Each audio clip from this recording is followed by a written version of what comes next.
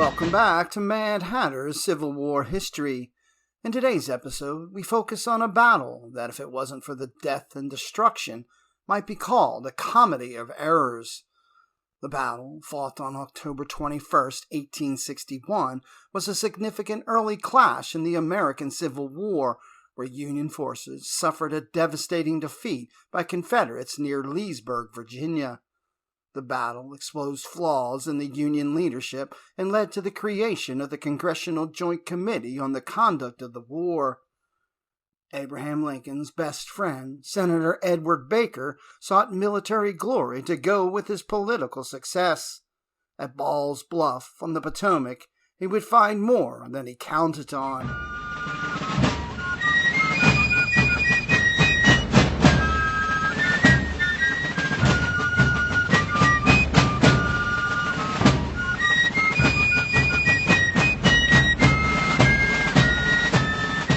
For all his great political skills, Abraham Lincoln was a man who made few close personal friends. He was both too private and too ambitious to court a large number of intimate acquaintances. One man, however, impressed Lincoln so much that he became almost a hero to the Illinois lawmaker. That man was Edward Baker, a transplanted Englishman who worked and campaigned alongside and sometimes against Lincoln for more than 2 decades in their adopted homeland in southwestern Illinois. In many ways, Baker was Lincoln's exact opposite, a handsome, vain, outgoing individual who was a natural-born politician. Gifted, like Lincoln, with a prodigious memory, Baker could effortlessly recall names and faces, an invaluable skill for anyone interested in frontier-style politics. Born in England in 1811, Baker immigrated to the United States with his Quaker parents at the age of 4. Settling eventually in Carlton, Illinois, he became a lawyer at the precariously young age of 19 and married a wealthy widow with 2 children. In 1835, Baker moved to Springfield, Illinois, where he met another up-and-coming young lawyer named Abraham Lincoln. Baker and Lincoln became members of the local Whig Party junto, a combination of political group and social club that met weekly in the office of the Sangamon Journal, a Whig newspaper owned by town leader Simone Francis, whose wife would help Lincoln reconcile romantically with his future wife, Mary Todd. The junto, whose members were young lawyers, worked and planned to ensure a Whig majority in Sangamon County. Baker and Lincoln shared office space on the 3rd floor of the Tinsley Building at 6th and Adams Street in Springfield. Lincoln liked his new friend well enough to name his second son after Baker. When the boy died at the age of 3, both father and godfather were devastated. In 1843, the 2 men became friendly rivals for the newly opened congressional seat in the 7th District of Illinois. Baker was the favorite, thanks in part to his superior oratorial skills. His voice, said one admirer, was not full or sonorous, but sharp and clear. It was penetrating rather than commanding, and yet, when touched by his ardent nature, it became sympathetic and even musical. Lincoln, by contrast, had an almost comically high-pitched voice for one so tall. Baker augmented his speaking skills with a bit of a crowd-pleasing theatric, appearing on stage with a pet eagle chained to an iron ring. When Baker described how the Democrats had brought ruin to the country, the eagle would droop its head into its wings. When he promised that the Whigs could restore the nation to its former glory, the bird would spread its wings and crow. Thanks in part to his eagle trick, Baker won election to Congress. Lincoln followed 2 years later. During the Mexican War, which Lincoln opposed, Baker led a volunteer militia regiment and was wounded severely in the Battle of Cerro Gordo by a piece of grape shot through the lungs. Recovering, he was re-elected to Congress, but moved to California in 1852 after failing to receive a cabinet post from President Zachary Taylor. In 1859, a delegation of Republican Party leaders invited Baker to move to Oregon and run for the United States Senate. He agreed. The next year, he was elected to the Senate. While he was out west, Baker and Lincoln kept in touch, and Baker became one of Lincoln's strongest supporters when the rail splitter won election to the White House in 1860. As an indication of Lincoln's appreciation, Baker was invited to ride in the president-elect's carriage and personally introduced him at his inauguration. After the Civil War began, Baker took to the floor of the Senate to defend Lincoln against charges that the president was being dictatorial in his actions. "I won sudden, bold, forward, determined war," said Baker, "and I do not think anybody can conduct war of that kind as well as a dictator." Whether or not Lincoln fully appreciated being called a dictator, even by an old friend, he offered Baker a much sought-after appointment as a major general in the army. Baker delayed accepting the appointment. It would mean having to resign his much-loved seat in the Senate, and instead raised a regiment of volunteers dubbed the California Regiment, because it initially included a company of men who lived in California. There were not enough West Coast enlistees to fill out a full regiment, so Baker and his former law partner, Isaac Wister, recruited more volunteers in Pennsylvania. Officially, the new regiment was designated the 71st Pennsylvania Infantry, but throughout its existence it was known informally as the California Regiment. Baker was chosen the regiment's colonel. Wister was his lieutenant colonel. Also serving as regimental officers were Baker's brother, son, and nephew. Following the Union debacle at Bull Run in June of 1861, Major General George B. McClellan became commander of the Army of the Potomac. One of his first acts was to send a division of lightly trained troops to Poolesville, Maryland, 8 miles northeast of Leesburg, Virginia, to guard the Army's right flank.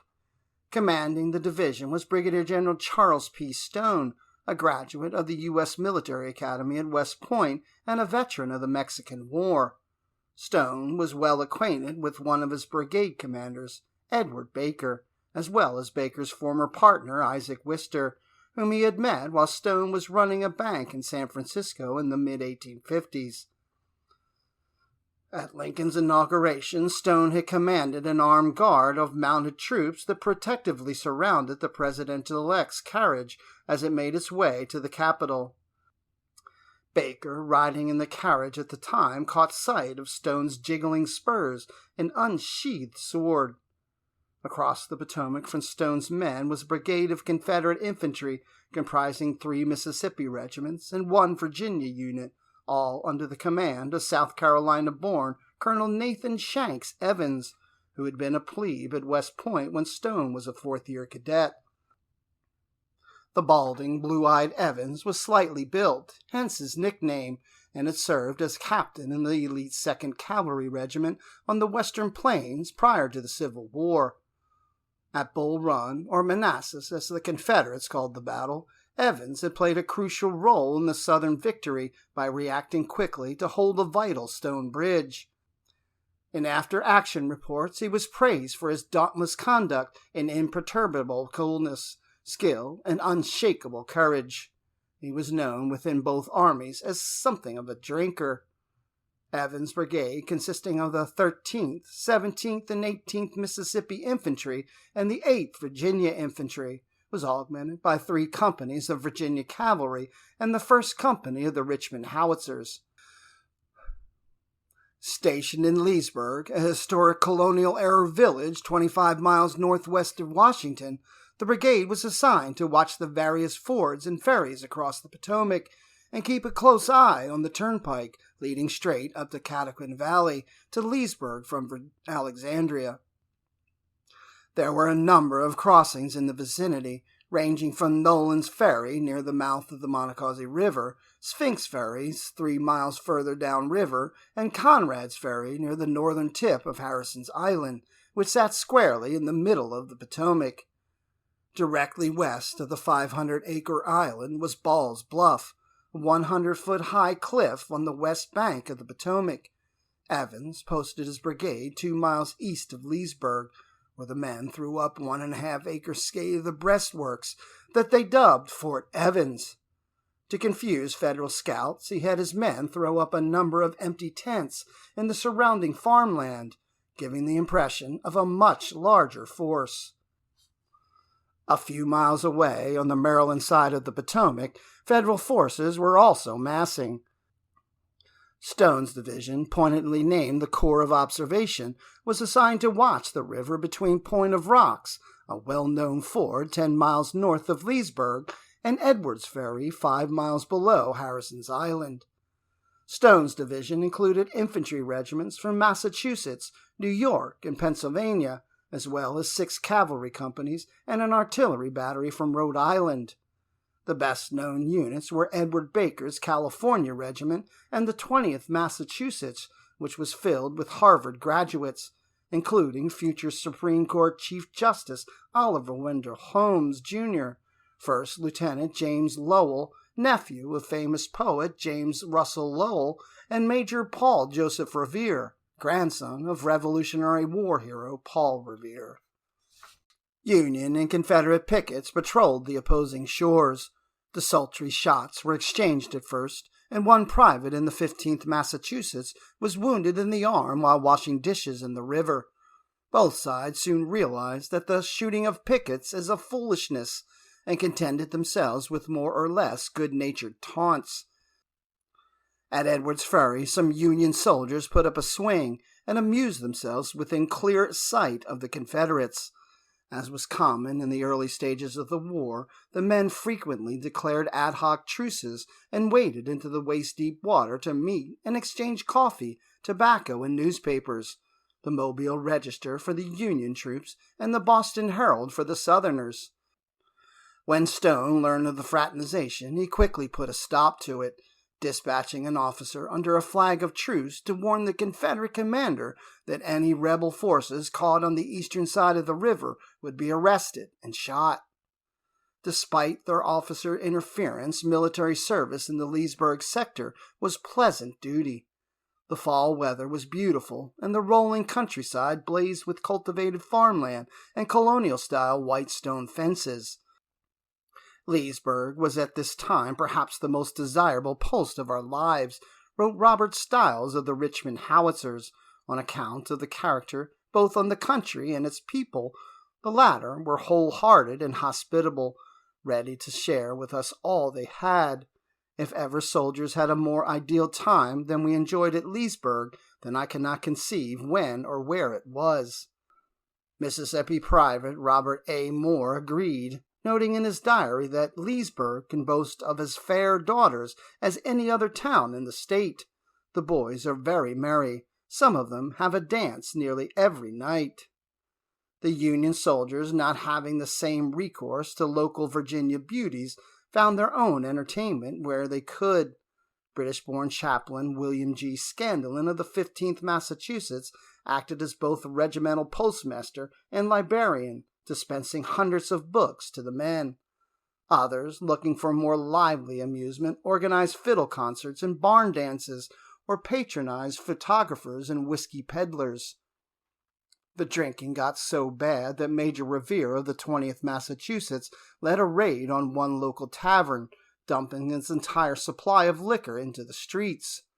2 Maryland-owned slaves caught selling whiskey to the men of the 1st Minnesota Regiment were given a whipping at the order of Brigadier General Willis Gorman. In a related manner, Stone had put an end to the abolitionist-minded 20th Massachusetts practice of sheltering runaway slaves in their camp. He directed the men not to incite and encourage insubordination among the colored servants in the neighborhood of the camps. It was an order that would come back to haunt Stone later. In mid-October, the idyllic life in both camps was interrupted. Union Army Commander George B. McClellan in Washington fretted constantly that the enemy was building up forces for a sudden assault across the Potomac toward Baltimore. The main and real movement will be to cross the Potomac between Washington and Point of Rocks, McClellan advised Secretary of War Simon Cameron. His hope will be to move with a large force direct and unopposed on Baltimore. Despite having twice as many men as Confederate General Joseph Johnston in Northern Virginia, McClellan felt ill-equipped for such a movement. The fate of the nation and the success of the cause in which we are engaged must be mainly decided by the issue of the next battle to be fought by the army under my command, he said. He did not intend to be taken by surprise. On October 6th, a Union spy named Francis Buxton reported to McClellan's headquarters that Confederate forces at Leesburg had grown to nearly 27,000 men, a ridiculous overestimation that nevertheless played on the general's always jittery nerves. Stone reported that his own spy, an intelligent mulatto teamster who deserted from the 13th Mississippi Regiment near Leesburg, had told him that Evans was preparing to evacuate the town altogether. McClellan wanted more proof.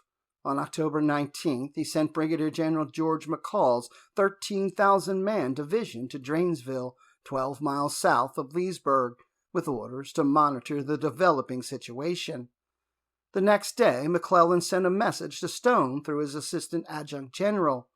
General McClellan desires me to inform you that General McCall occupied Drainesville yesterday and is still there.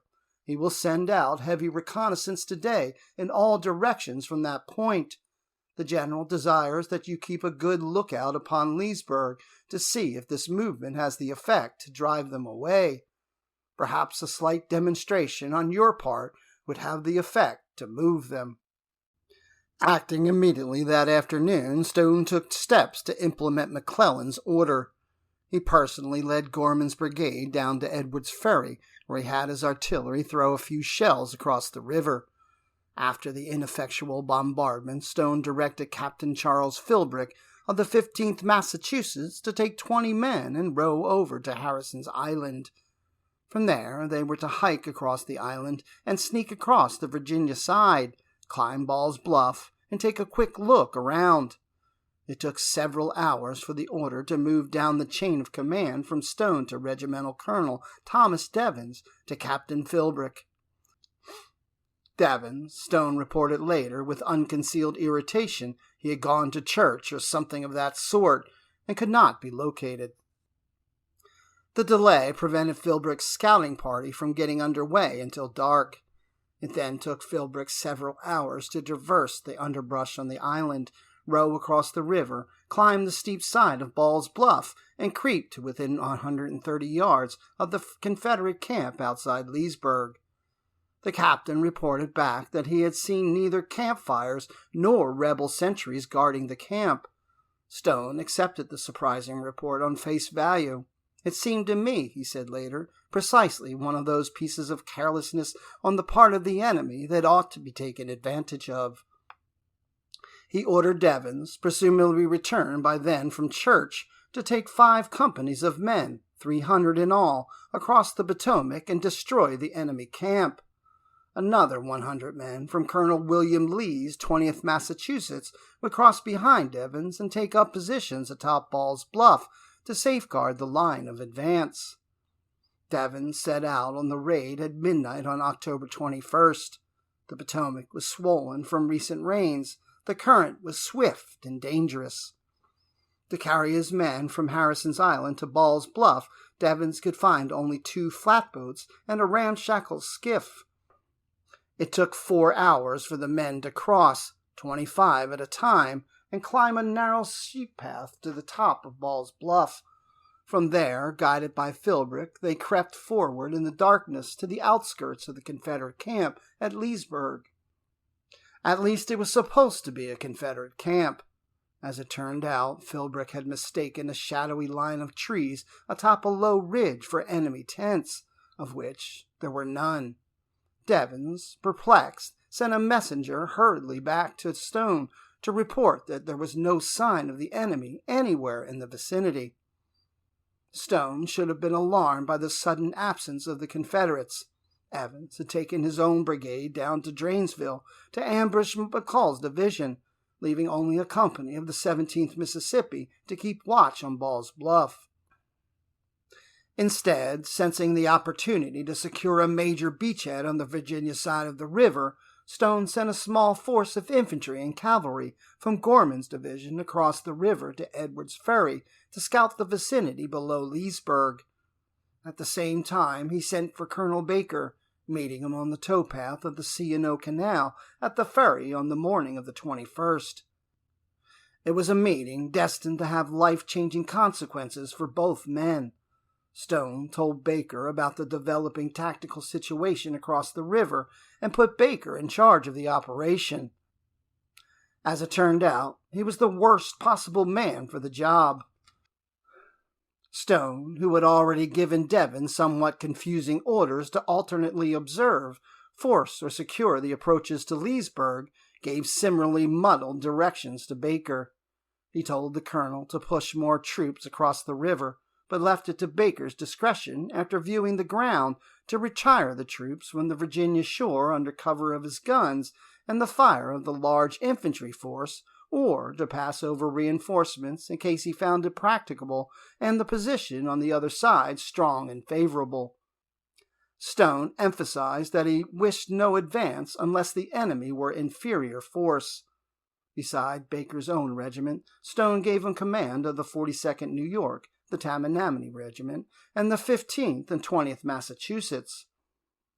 It was clear to Stone, if not to Baker, that the Trans-Potomac movement was to be tentative and cautious, exactly the wrong instructions for a man who had worn his full military uniform onto the Senate floor and slammed his sword down on his desk for rhetorical emphasis. Baker wanted glory, not scraps of information. Thinking like the lawyer and politician he was, Baker asked Stone to put his orders into writing. Stone hastily scribbled on a sheet of paper, "Colonel, in case of heavy firing in front of Harrison's Island, you will advance the California regiment of your brigade, or retire the regiments under Colonels Lee and Devens upon the Virginia side of the river, at your discretion, assuming command on arrival." Baker stuffed the paper into his hat and galloped down the towpath to take charge of the literally fluid situation. It was about 9:30 when he left. To support the Union beachhead at Ball's Bluff, Stone had ordered Lieutenant Colonel George H. Ward of the 15th Massachusetts to take the regiment's remaining companies and occupy Smart's Mill, a solid stone building half a mile north of the Bluffs. From there, Ward could protect Baker's right flank and provide a fallback position for Devens, who was already encountering heavy fire on the western side of the hill. Devens sent a messenger, Lieutenant Church Howe, to tell Stone that he was under attack. En route, Howe encountered Colonel Lee atop Ball's Bluff and informed him of the developing situation. The 57-year-old Lee, considered the oldest regular colonel in the Army, gave Howe an extra message to deliver. "Tell Stone," he said, "that if he wants to open a campaign in Virginia, now is the time." Howe, who seems to have stopped every time he ran into a superior officer, saw Ward preparing to cross the river at Harrison's Island. Howe told him that Devens was in a tight place and needs his support. In contradiction to direct orders from the commanding general, Ward decided to go to Devens instead of occupying Smart's Mill. It was a fateful decision. Next, Howe passed Baker, who was coming down the towpath to the embarkation site on the western side of the island. The lieutenant explained, as best he could, the situation at Ball's Bluff. "I'm going down immediately with my whole force to take command," Baker said, putting spurs to his horse and tearing off. When Howe finally reached General Stone with the original message he was supposed to have delivered an hour earlier, Stone was unworried. "Colonel Baker is at that place and can arrange things to suit himself," said Stone. That was the problem, or soon would be.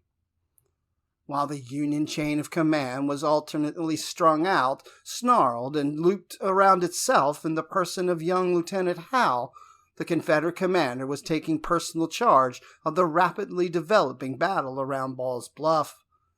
After receiving reports that Federal forces had crossed the river at both the Bluffs and Edwards Ferry, Shanks Evans turned his division around and reoccupied his works at Leesburg. Keeping calm from the two-directional threat, Evans sent reinforcements to Ball's Bluff, where he decided, correctly, that the main enemy thrust would take place. He ordered Colonel Eppa Hutton of the 8th Virginia to move up and support Lieutenant Colonel Walter Jennifer, who was rushing to the front with 70 of his cavalry and 2 companies of the 18th Mississippi Infantry. Jennifer had served with Evans in the 2nd Cavalry Regiment out west, and Evans trusted him to bring his Indian fighting experience to bear on the Union forces as well. Feeling more and more confident by the minute, Evans told Hutton to drive the enemy to the river. The combined weight of the Confederate attack forced Evans back to Ball's Bluff, where he linked up with Lee and dispersed his men behind a thick rail fence. There they hunkered down to wait for Baker. It would be a long wait. Instead of crossing the river and immediately taking command of the worsening situations on the bluffs, Baker wasted valuable time manhandling troops, sometimes literally, onto a makeshift armada of flatboats, ferryboats, and skiffs for their brief transit across the river. For more than an hour, Baker personally supervised the raising of a sunken boat from the C&O Canal and attempted to stretch a tow line from the Maryland shore to Harrison's Landing. Colonel Milton Cogswell of the Tammany Regiment, arriving as ordered to reinforce the Federal troops at Ball's Bluff, could scarcely credit the disorganization on the island.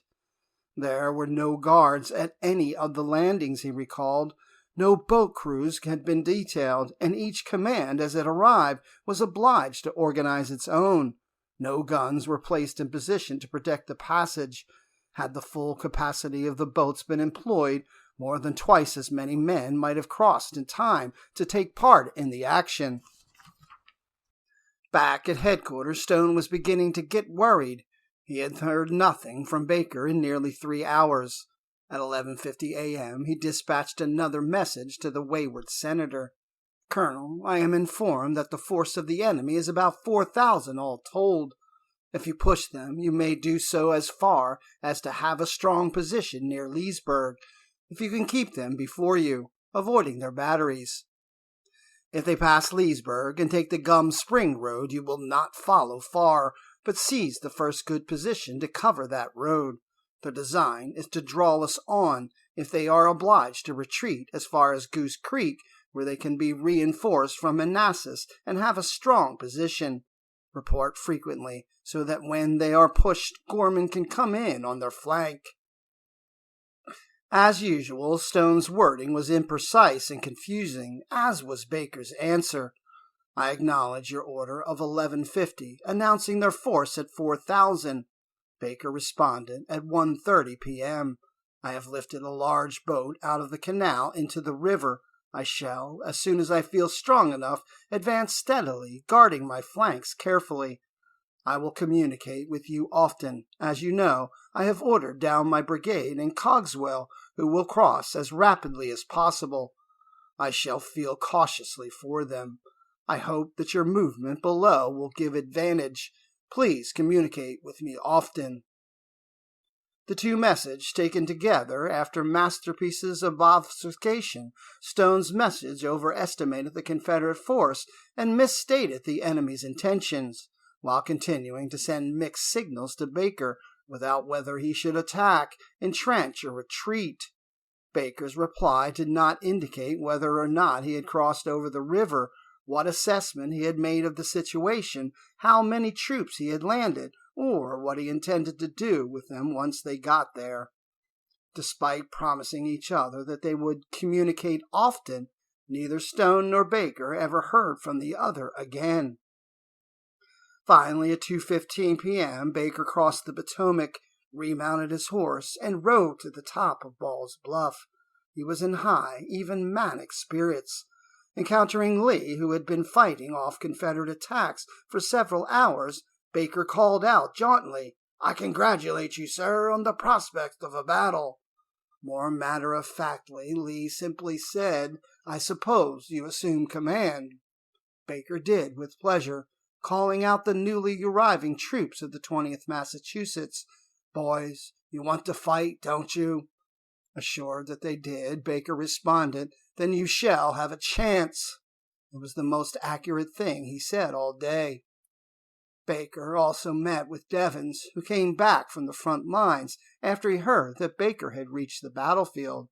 "Thank heaven he has come," Devens told Major John Kimball of his staff. "We have been waiting 8 hours. Baker fiddled with the lines, moving Devens and the 15th Massachusetts from their fortified positions to the extreme right and placing the 20th Massachusetts California Regiment and the Tammany Regiment alongside them from right to left. To Cogswell, a no-nonsense officer in the regular army who had graduated from West Point a year after Stone, Baker joked, quoting Sir Walter Scott's poem, The Lady of the Lake, "One blast upon your bugle horn is worth 1,000 men." Cogswell, who had promised upon taking command of the New York regiment that no inefficient officers would lead the men onto the field, could not make the same guarantee about those at a higher pay grade. Baker located his friend, Lieutenant Colonel Isaac Wister, and showed him the message from Stone estimating the Confederate numbers at 4,000 men. "We are certainly outnumbered in front," Wister agreed. "Yes, that is a bad condition of things," said Baker, asking Wister to come and go around with me and look at my dispositions and plans and say what you think of them. Wister had no particular opinion, except to ask that if he could extend his own regiment to the left. "I throw the entire responsibility for the left wing upon you," said Baker airily. "Do as you like." Baker also asked Lee and Cogswell what they thought of his plans, but ignored Cogswell's cognate observation that the wooded hill behind their lines on the left, if seized by the Confederates, could command the entire field. Instead of permitting Cogswell to occupy the hill, Baker told him to take command of the artillery, a baffling order given the circumstances. 20 minutes later, the 8th Virginia took the hill and commenced to rain gunfire down onto the Federals. Confederate sharpshooters soon picked off all the artillerymen on the Union left, and Baker, Cogswell, and other officers attempted to handle the rifled 6-pounder, but quickly gave it up as a poor job. They wandered over to the infantry lines, where they found twice wounded Wister, with blood streaming down his face into his beard. "The bullets are seeking for you, but avoiding me," Baker told him with scant sympathy. Seconds later, a third bullet smashed into Wister's right elbow, completely shattering the bone and joint. His unsheathed sword dropped to the grass. "What? Wister hit again?" Baker cried. He helped his old partner put his sword back into its scabbard, then sent him to the rear with a passing private. "Here, my man," Baker commanded, "catch hold of Colonel Wister and get him to the boat somehow, even if you have to carry him." Bullets continued to whistle through the air, but Baker refused an intelligent suggestion that the men of the 20th Massachusetts to lie down alongside them. "No, my son," he told one Bay Stater, "and when you get to be a United States Senator, you will not lie down either." Men were falling on all sides. Lieutenant Colonel Ward of the 15th Massachusetts was blasted sideways by a rifled ball that shattered his leg, and First Lieutenant Oliver Wendell Holmes, Jr. was shot in the chest by a bullet that passed completely through his body. Semi-conscious, Holmes was helped down to the Bluff and put onto the skiff to be transported back across the Potomac. He would survive his wound and 2 others during the war to become the Chief Justice of the Supreme Court. Contrary to established practice, no standing orders had been given to the men before the battle not to leave their posts to take their injured buddies to the rear. As Captain Francis Young, an aide on Baker's personal staff, remembered later, a great many of our men became disheartened and frightened, and whenever anyone was hit, 6 or 7 would take hold of him and carry him away. For more than 2 hours, heavy firing took place all along the western side of Ball's Bluff. Baker, alternately described as cool and gallant and much excited, continued to direct the Union defense. When an aide warned that the Confederates are moving up the ravine on the left, Baker refused to believe it. "No doubt they are General Gorman's men coming up from Edwards Ferry," he said. By 5 p.m., however, Baker had seen enough to be concerned. He ordered Young to go down to Stone and tell him we are fixed. That would have been news to Stone, who believed the battle was well in hand, and he had even telegraphed Commanding General George McClellan, "There has been sharp firing on the right side of our line. Our troops appear to be advancing there under Baker. The left, under Gorman, has advanced its skirmishers nearly 1 mile, and if the movement continues successfully, we will turn the enemy's right." In any event, Young did not make it back to the rear to deliver his message. He was halfway down the rear side of Ball's Bluff when he heard someone shout, "Colonel Baker is killed!" It was true. Baker had been walking in front of the lines on the extreme Union left when a small group of Confederate skirmishers burst out of the tree line and opened fire. One large, red-headed rebel in shirt sleeves fired point blank at Baker with a pistol, striking the colonel squarely in the middle of his handsome forehead and killing him instantly. Frederick Harvey, adjutant of the California regiment, cried out, "For God's sakes, boys, are you going to let them have the general's body?" Several Federal officers rushed forward to retrieve Baker's remains, and Captain Lewis Barrow of the California regiment shot and killed Baker's assailant. Young, who had returned to the top of the bluff, helped Baker's nephew, Second Lieutenant Edward Jerome, carry the senator's body down the far side of the hill, placing it in a boat loaded with other dead or wounded soldiers that was bound for Harrison's Island. Soon the rest of the Union forces on Ball's Bluff began to follow suit. At dusk, a bayonet charge by the 8th Virginia and 17th and 18th Mississippi regiments cleared the front of Federals, who began a panicky rout. It could scarcely be called a retreat to the bottom of the cliff. The pursuing Confederates unleashed volley after volley on their beaten foes. A kind of shiver ran through the huddled masses upon the brow of the cliff, one Confederate wrote. As he watched, the Federal troops gave way, rushed a few steps, then in one wild, panic-stricken herd, rolled, leaped, tumbled over the precipice. The descent was so steep that the men had to slide down the side, wearing the bluff smooth by the sheer number of men who were sliding down it. The water in the river was lashed by so many bullets that the surface rolled as white as in a great hailstorm, one Union survivor recalled. Screaming in terror and throwing aside their weapons as they ran, the Federal troops stumbled down to the banks of the river below Ball's Bluff. Many simply dove into the chilly water and swam for Harrison's Island.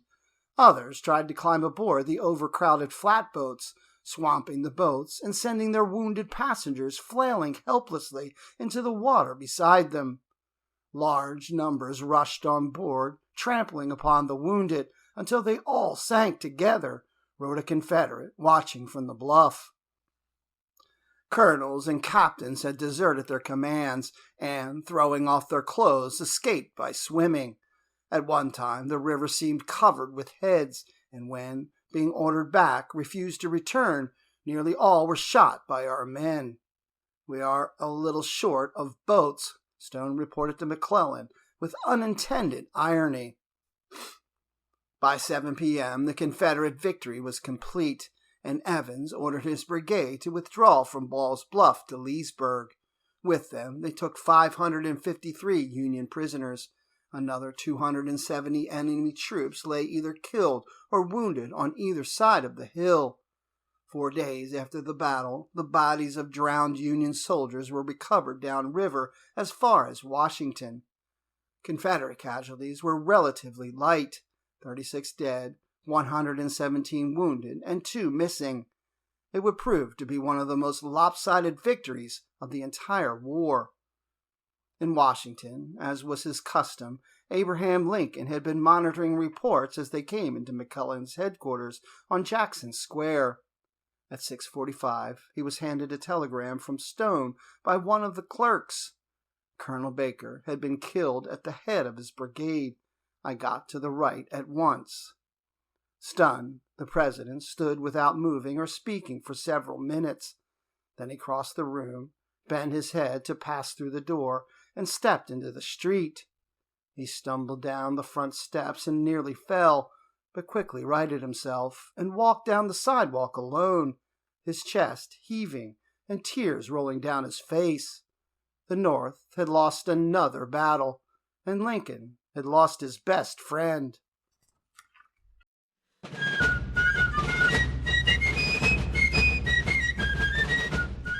Thanks for watching this episode of Mad Hatter's Civil War History.